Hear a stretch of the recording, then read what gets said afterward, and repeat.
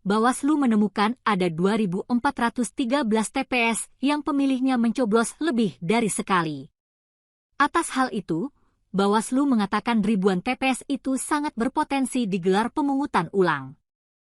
Pernyataan itu disampaikan oleh Ketua Bawaslu Rahmat Bagja, Kamis 15 Februari.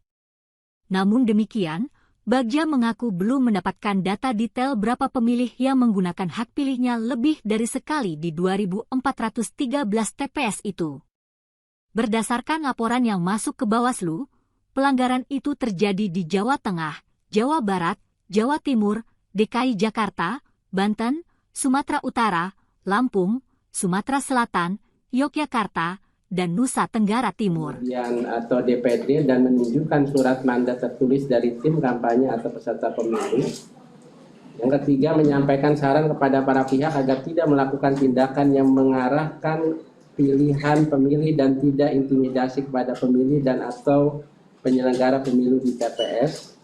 Kemudian yang keempat, melakukan pemeriksaan dan pencermatan melalui menyampaikan kepada pengawas pemilu kecamatan untuk memeriksa dan mengkaji dugaan pelanggaran pemilu terhadap pemilih yang menggunakan hak pilih lebih dari satu kali, dan kemudian menghentikan sementara proses pemungutan suara, menyampaikan kepada Panwas Kecamatan, kemudian pengawas pemilu kecamatan melalui pleno mengenai surat suara yang tertukar dalam rangka mengeluarkan rekomendasi untuk menyelamatkan suara pemilih.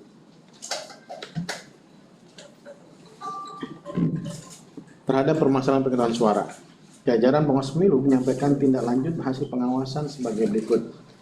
Menyampaikan saran kepada KPPS agar melakukan cross-check kembali terhadap hasil penghitungan suara yang sah dengan suara-suara yang tidak sah dengan jumlah pemilih yang menggunakan hak pilih.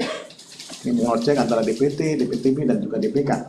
Hasil cross-check kemudian menjadi bahan perbaikan kepada KPPS melakukan pembetulan sebelum batas penghitungan suara selesai dilaksanakan.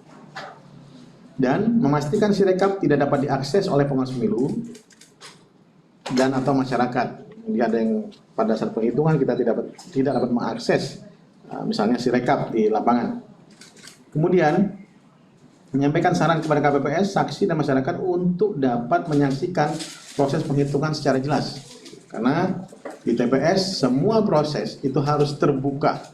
Tidak ada kemudian dengan alasan gelap, kemudian tidak bisa terpantau, tidak bisa terlihat surat suara yang sudah tercoblos atau tidak.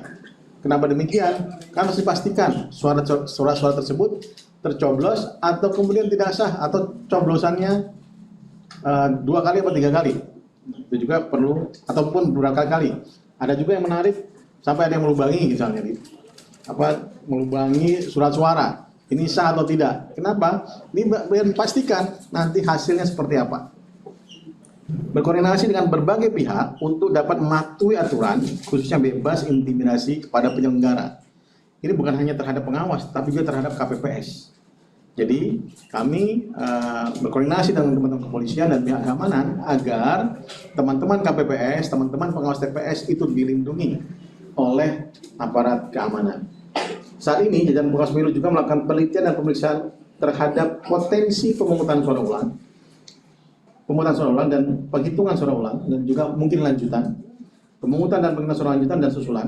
Bagi KPPS yang telah selesai melakukan penghitungan suara, jajaran pengawas juga mulai melakukan pengawasan penyerahan kotak suara. Ini juga masa-masa yang paling kritis ya, dari KPPS ke PPS pada hari yang sama. Download Tribun X sekarang, menghadirkan lokal menjadi Indonesia.